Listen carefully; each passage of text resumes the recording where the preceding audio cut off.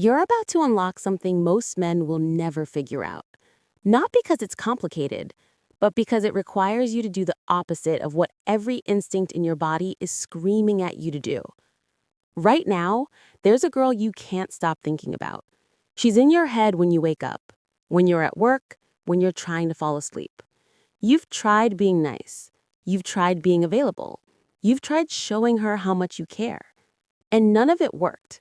In fact, the harder you tried, the further she pulled away. Here's what nobody tells you. The moment you started chasing is the moment you lost her. Not because she's shallow or playing games, but because you fundamentally misunderstood how attraction actually works. By the end of this video, you'll know exactly how to flip the script, reclaim your power, and become the kind of man she notices without ever chasing her again. Let's start with the uncomfortable truth that's going to save you years of wasted effort. Attraction isn't a negotiation. You can't convince a woman to want you through logic, persistence, or proving your worth. She either feels it or she doesn't. And if she doesn't feel it right now, it's not because you haven't done enough. It's because you've done too much of the wrong things. Every text you sent hoping for a reply, every time you rearranged your schedule to be available when she was free, every conversation where you listened to her talk about other guys while you pretended to be her supportive friend, all of it communicated one devastating message. I don't think I'm good enough for you, so I'm trying to earn my way into your life. Women don't want men who audition for them. They want men who are already living such compelling lives that being part of it feels like a privilege, not a project. Think about the last time she actually responded positively to you. I'm willing to bet it wasn't after you poured your heart out or tried to schedule another coffee date. It was probably when you were genuinely busy, when you took 3 days to reply because you were actually doing something interesting, when you casually mentioned a girl's name and didn't explain who she was. In those moments, something shifted in her perception. Suddenly, you weren't the predictable guy who was always available, always eager, always safe. You became a question mark. And question marks are interesting. Question marks create curiosity. Question marks make her start wondering what you're doing, who you're with, why you're not reaching out. This is the paradox that destroys most men. The less you chase, the more attractive you become. Not as a tactic, not as some manipulative game, but as a natural byproduct of actually valuing yourself. Here's what's happening in her mind when you chase. Every unreturned text, every one-sided conversation, every time you initiate contact, it's all data. She's building a psychological profile of you, and that profile is screaming low value. Not because you're actually low value, but because your behavior is indistinguishable from a man who has no other options. She's thinking, if he had other women interested in him, he wouldn't be this available. If he had a mission he was obsessed with, he wouldn't have this much time to focus on me. If he truly believed he was a catch, he wouldn't be working this hard to keep my attention. And she's right. The brutal reality is that when you chase a woman who doesn't like you, you're essentially admitting that you agree with her assessment. You're saying, I know I'm not good enough yet, but if I just try hard enough, maybe you'll change your mind. But attraction doesn't reward effort. It rewards presence. It rewards the man who shows up as his most authentic, unconflicted, purpose-driven self and doesn't compromise that for anyone. I want you to imagine 2 different versions of yourself. The first version is the one you've been, the guy who checks his phone every 10 minutes hoping she texted back, who carefully crafts messages to sound casual when you're anything but, who says yes every time she needs something, even when it's inconvenient. This version of you operates from scarcity. You're terrified that if you don't respond immediately, if you don't show her how much you care, if you don't make yourself available, she'll forget about you completely. And ironically, that fear is exactly what makes her lose interest. Now imagine the second version. This version wakes up and doesn't check to see if she texted. He has a morning routine he actually follows. He's working on something that matters to him, a business, a skill, a creative project, his body, and when he thinks about his day, she's not the main character in his story. He's the main character, and she's just one person orbiting his world. When she does reach out, he responds when he feels like it, not because he's playing hard to get, but because he's genuinely engaged in his own life. This version doesn't need her validation to feel good about himself. He's already decided he's valuable, and her opinion is just data, not a verdict on his worth as a man. The shift from the first version to the second isn't about pretending you don't care. It's about genuinely rebuilding your life so that whether she likes you or not becomes secondary to whether you like yourself. Here's what that actually looks like in practice. You stop initiating contact completely, not as a punishment, not as a strategy to make her jealous, but because you're redirecting that energy toward things that actually move your life forward. You start saying no to her requests without explanation or apology. When she asks if you're free Friday, you say, "I've got plans," and you don't elaborate. When she vents about her problems, you listen for 5 minutes, then you say, "That sounds tough. I gotta run." And you actually run. You delete the paragraph-long text you've drafted and replace them with single sentences. You stop being available as an emotional tampon while she figures out what she wants. This isn't cruelty. This is self-respect. And the crazy thing is, self-respect is more attractive than any pickup line, any gesture, any carefully orchestrated moment you could engineer. What happens next is where most guys fumble the entire thing, because once you actually pull back, once you stop chasing, one of three things occurs. First scenario, she notices your absence and starts reaching out more. She's suddenly texting you first, asking what you've been up to, mentioning that it's been a while since you've hung out. And this is the moment where your inner scarcity mindset screams, "Yes, it's working. Now I can go back to how I was before." No. This is the test. If you immediately revert to chasing mode, if you become over-available again, if you start initiating constantly, if you act like her renewed interest means you've won, you'll lose her faster than before. She was attracted to the version of you that wasn't chasing. The moment you start chasing again, you prove that the new you was just an act. Second scenario. She doesn't notice or doesn't care. She moves on with her life, and you realize that she was never going to be into you regardless of what you did. This stings, but it's actually the best possible outcome because you're no longer wasting time on someone who doesn't want you. Third scenario, nothing changes externally, but everything changes internally. You stop obsessing over her because you filled your life with things that actually matter, and eventually the question of whether she likes you becomes irrelevant. The mind hack that makes all of this possible is understanding that you're not trying to attract her specifically. You're becoming the kind of man that women like her are naturally attracted to. There's a difference. When you're focused on getting one specific girl to like you, every action is contaminated by neediness. You're constantly calibrating. Will this make her like me? Did I say the wrong thing? Should I text her now or wait? But when you're focused on becoming a genuinely high-value man, the specific outcome with her doesn't matter anymore. You start working out not to impress her, but because you're building a body you're proud of. You start pursuing your career or business not to prove your worth to her, but because you're building a life you don't need to escape from. You start developing skills, hobbies, and friendships not to have cool things to talk about with her, but because they make you a more interesting, capable human being. And here's the beautiful irony. The moment you stop needing her to validate you, the moment you're genuinely okay with her never coming around, that's when she's most likely to notice you. Not because you've manipulated her, but because you finally become the version of yourself she could actually be attracted to. Let me think about the psychology of what's actually happening when a woman says she's not interested or acts cold towards you. In that moment, she's giving you information. She's telling you that the version of yourself you've been presenting doesn't create attraction in her. Most men hear this and think, I need to present myself better. I need to try harder. I need to show her the real me. But that's still operating from the same frame, seeking her approval. The shift that changes everything is when you hear, I'm not interested, and think, okay, then I'm going to become so genuinely compelling that in 6 months, whether she's interested or not won't matter to me because I'll have options. This isn't about revenge or making her regret her decision. It's about using her rejection as fuel to build something real. You take every ounce of energy you were spending thinking about her, texting her, analyzing her social media, and you pour it into yourself.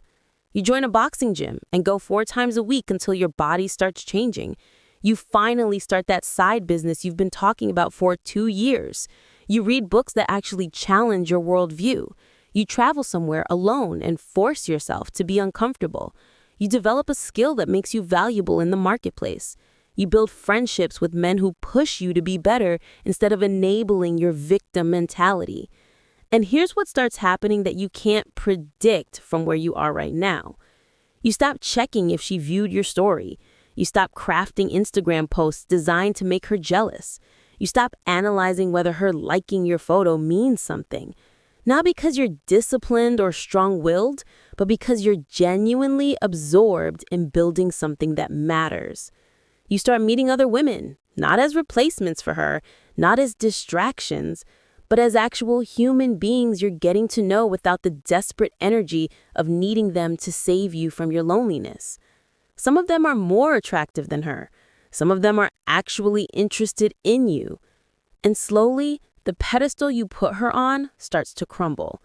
You realize she wasn't special because of who she is. She was special because she was unavailable, and your ego couldn't handle the rejection. The moment you stop pedestalizing her is the moment you start seeing her clearly. Her flaws become visible. Her personality quirks that you used to find endearing start looking like red flags. You notice she's not actually that interesting when you remove your projection of who you wanted her to be. Now, if you're still watching this and something inside you is saying, this is exactly what I needed to hear, if you can feel that this isn't just another dating advice video, but something that could genuinely shift your entire approach to women in life, then do me a favor. Hit that like button, subscribe to this channel, and drop a comment below telling me what specific situation you're dealing with. Because if you're the kind of man who's ready to stop chasing and start building, if you know deep down that your future self is going to look back on this moment as a turning point, then I want you in this community.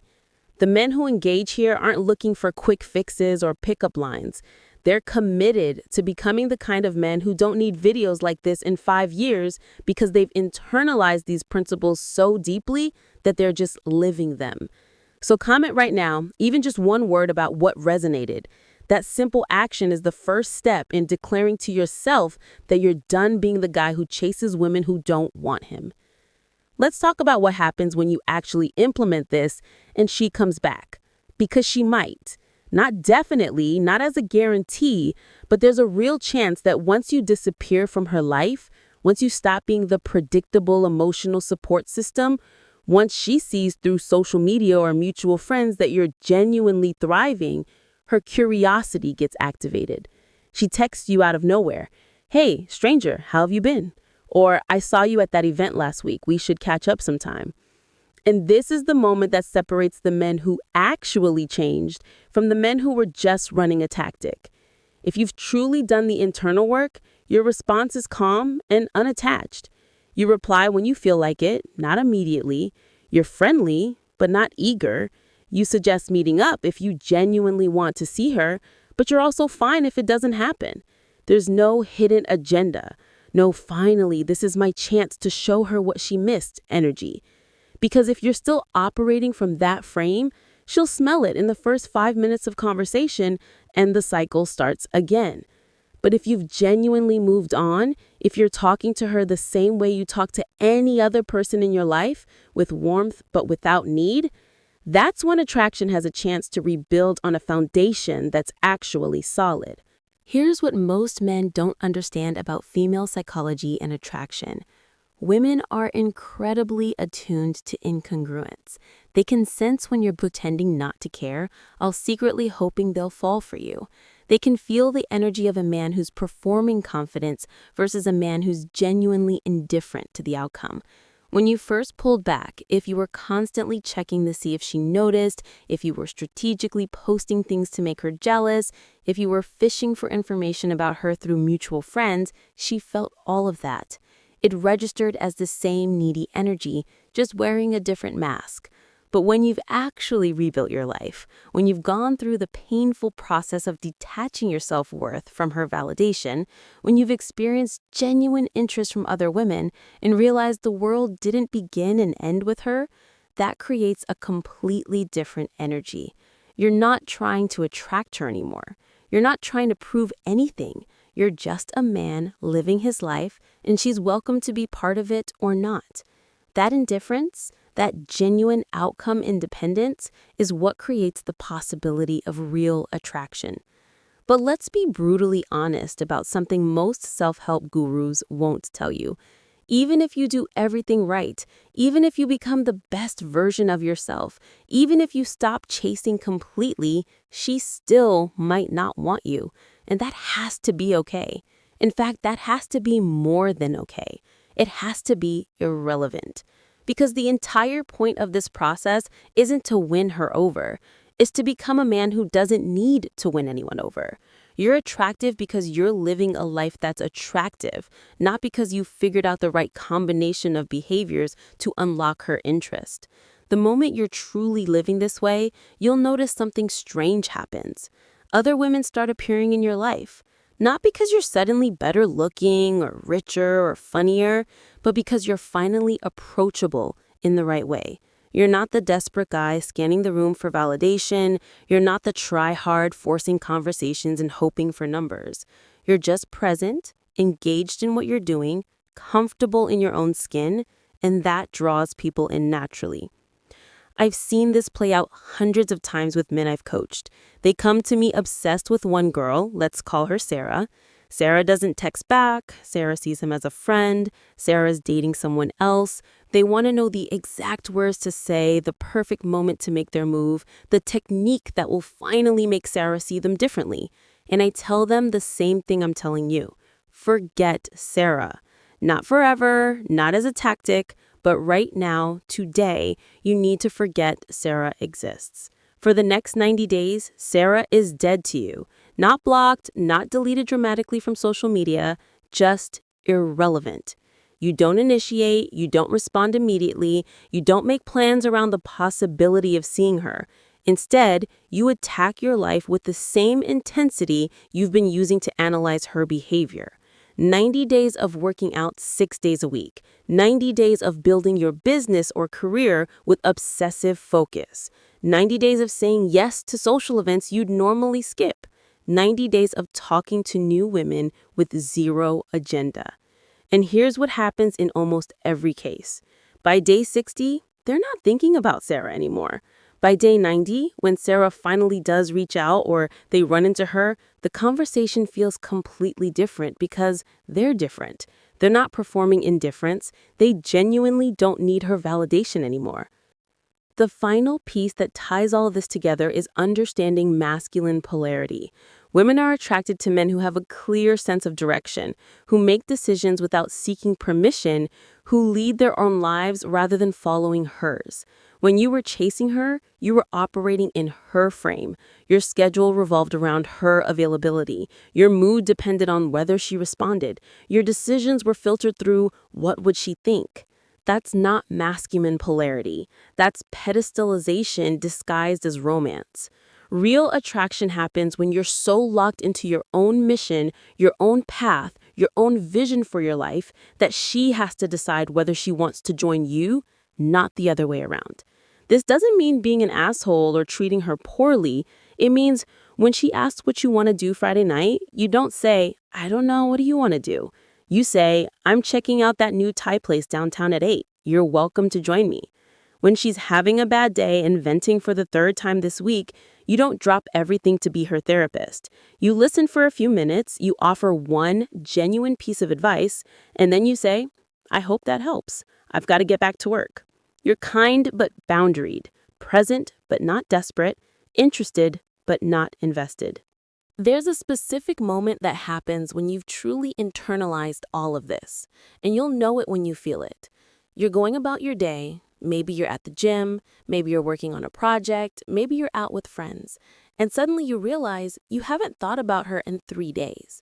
Not because you're suppressing it, not because you're trying to forget her, but because your brain has finally accepted that there are more important things demanding your attention.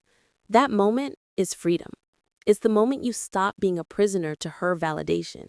And ironically, it's also the moment when everything shifts in your favor, whether she comes back or not, because you finally answered the question that's been haunting you this entire time. Am I enough? And the answer you've discovered through action, through building, through becoming is yes. You were always enough. You just needed to stop seeking that confirmation from someone who wasn't capable of giving it to you. Let's address the uncomfortable question you're probably asking yourself right now. But what if I do all of this and I still want her? What if I become this better version of myself and she's still the one I'm attracted to? Then you approach her one final time, but from a completely different frame. Not as the guy who's been waiting in the wings hoping she'll notice him. Not as the friend who secretly wanted more all along, but as a man who's genuinely built something worth inviting her into. You reach out with complete honesty and zero attachment to the outcome. Hey, I know things have been weird between us. I spent a lot of time chasing something that wasn't there, and that was on me. I've been working on myself, and I'm in a completely different place now. If you ever want to grab a drink and reconnect as actual adults, I'm open to it. If not, no hard feelings. I genuinely hope you're doing well. And then you send it and forget about it. You don't check to see if she read it. You don't analyze her response time. You don't draft follow-up messages. You said what needed to be said, and now the ball is in her court, while you continue living your life. What makes this approach powerful is that it's not a tactic. You're not trying to trick her into thinking you've moved on. You actually have moved on. And if she responds positively, great. You'll explore that possibility with clear boundaries and realistic expectations. If she doesn't respond or gives you a polite rejection, equally great.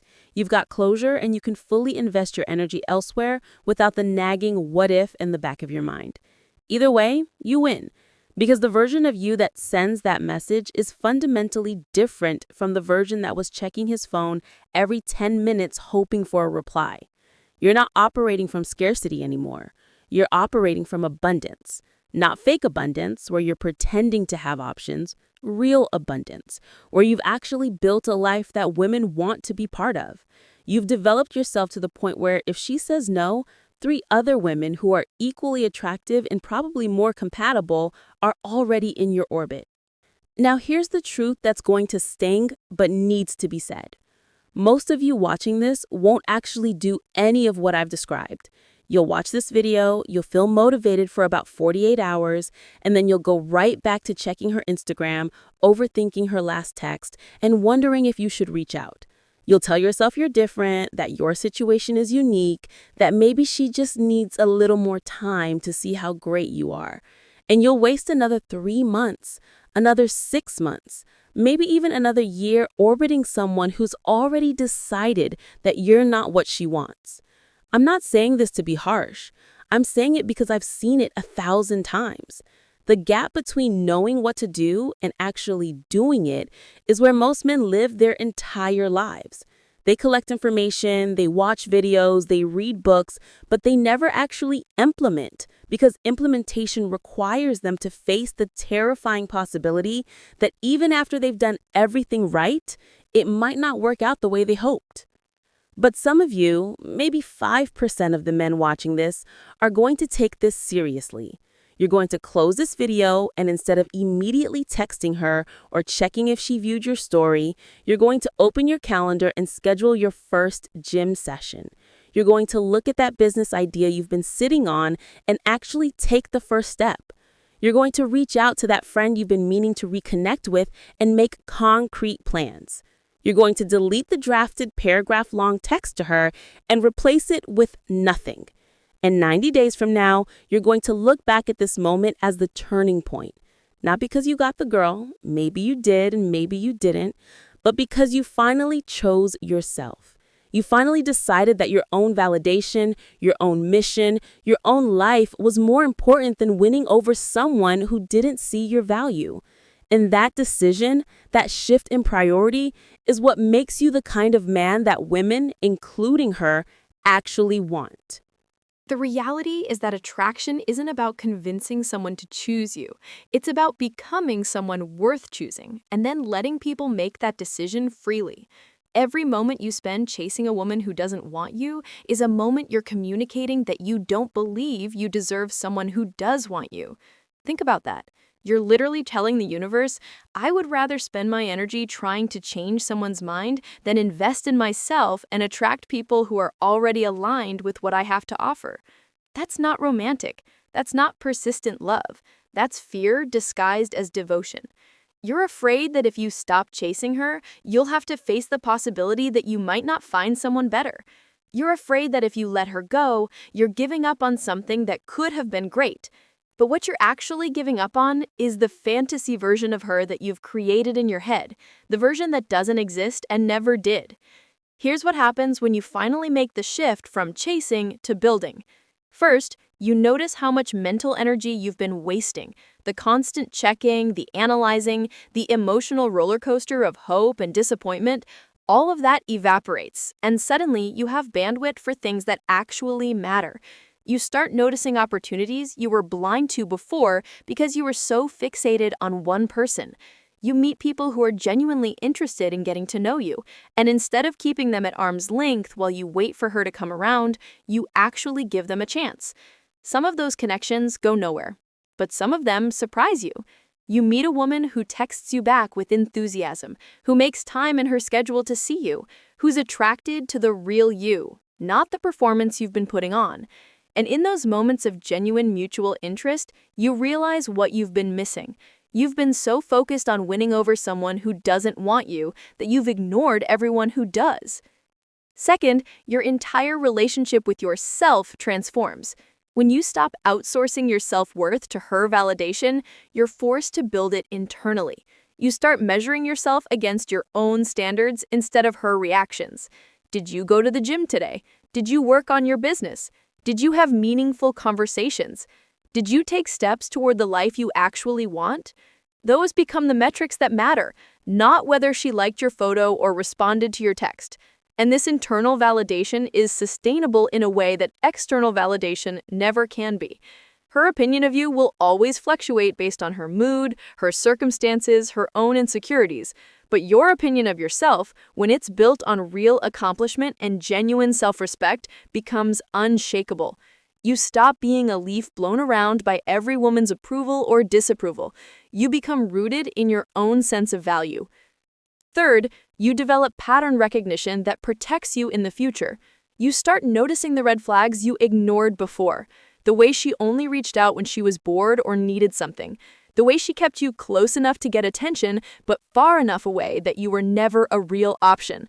The way she talked about other guys in front of you, not because she was clueless, but because she knew you'd stick around anyway. Once you see these patterns clearly, you can't unsee them, and more importantly, you stop tolerating them. The next time a woman gives you breadcrumbs of attention while keeping you on the hook, you recognize it immediately and walk away without drama or explanation. You don't need to punish her or make a statement. You just quietly remove yourself from situations where you're not valued, and that discernment becomes one of your most attractive qualities. If you've made it this far in the video and you're feeling that pull, that recognition that this is exactly what you needed to hear right now, then let me ask you something.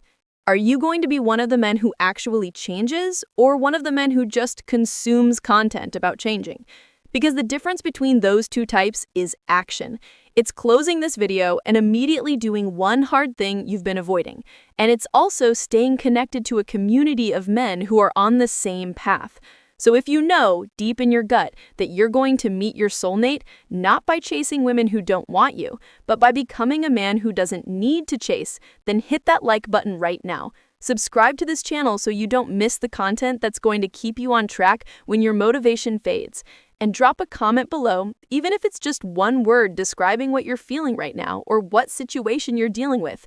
That simple act of engagement is you declaring to yourself and to this community that you're serious about this transformation. Do it now before you move on to the next video and forget everything you just heard. The hardest part of all of this isn't the practical steps. It's not hitting the gym or building your business or stopping yourself from texting her. The hardest part is sitting with the discomfort of not knowing how the story ends.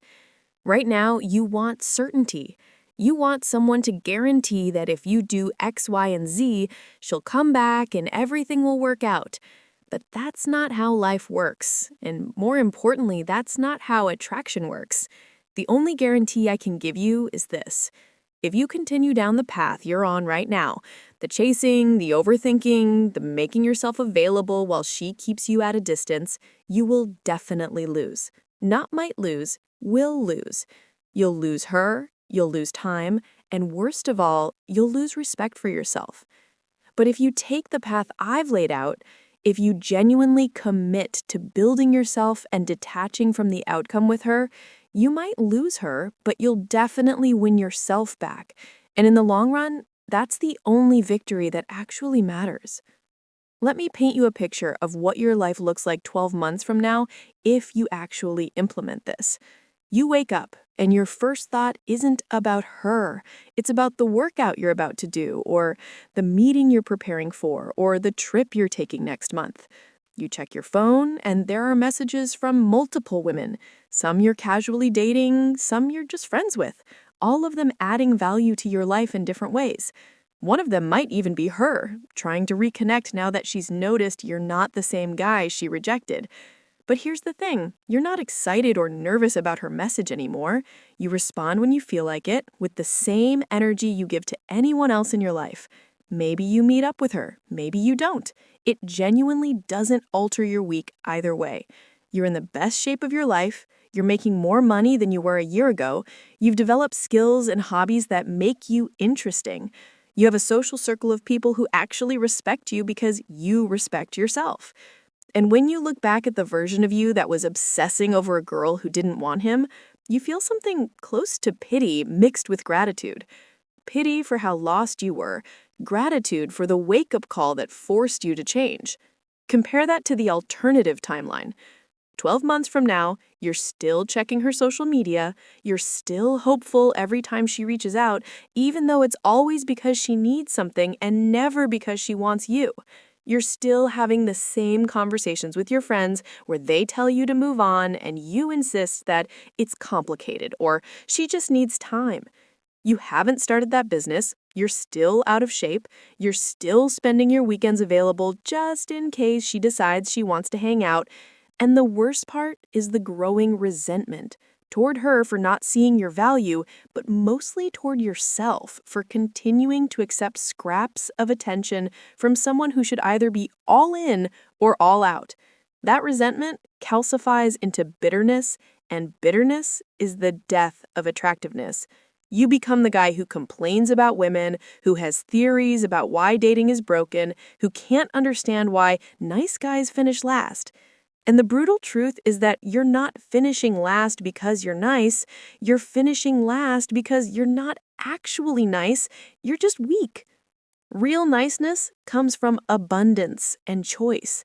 What you've been doing is transactional kindness born from scarcity and fear.